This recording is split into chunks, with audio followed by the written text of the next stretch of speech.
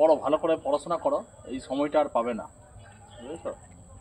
এইরকম পরিবেশও পাবে না, আর এই পড়াশোনার এও পাবে না, এবার ভালো করে পড়াশোনা এরকম টিচারও পাবে না, আমি পাবেই না। দেখো এখন অনেকে আইএএস হয়েছে, অনেকে আইপিএস হয়েছে, কিন্তু যখন কোনো কোচিং সেন্টার ছিল না তখন তাহেরপুর প্রসিদ্ধই ছিল কবিতা কুটির নাম, মানে কবিতা কুটির কোথায় তো বলতো তাহেরপুর, এরকম ব্যাপার ছিল। আমরাও ইউনিভার্সিটি থেকে এখানে এসেছি, পড়াশোনা করেছি, আমাদেরও অনেক সিনিয়ররা ছিলেন, তারা পড়াশোনা করেছেন, ঠিক আছে, তারা এখন বড় বড় জায়গায় এডিএম আছেন, হ্যাঁ, অনেকে আইপিএস হয়ে গেছেন, বড় বড় এতে রয়েছে এখান থেকে পড়াশোনা করে। তো প্রচুর তোমার সচিব হয়েছে, নবান্নে 7-8 জন সচিব, মানে 1981 সাল থেকে, মানে বুঝতেই পারছো আমাদের জন্ম হয়নি সে সরি। এই জায়গাটা মানে ঠিক করে পড়াশোনা করো, মানে তোমাদেরও এটা দায়িত্ব নিজেদের এই জায়গাটাকে একটা ইয়ে করে রাখো, ঠিক আছে?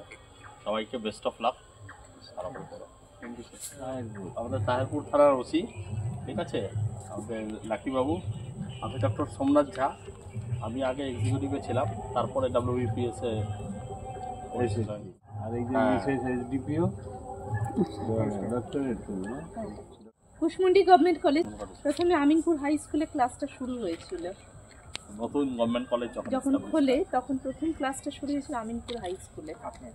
আমি কুশমুন্ডিতে বহু বছর কুশমুন্ডিতে পোস্টেড, বহু বছর ছিলাম। এই রিসেন্টলি ট্রান্সফার হয়ে Durgapur government. DSP doctor Somnath Jha এবং তার পরিবারকে তাহিরপুর কবিতা কুটির আশ্রমের পক্ষ থেকে রইল অসংখ্য শুভেচ্ছা।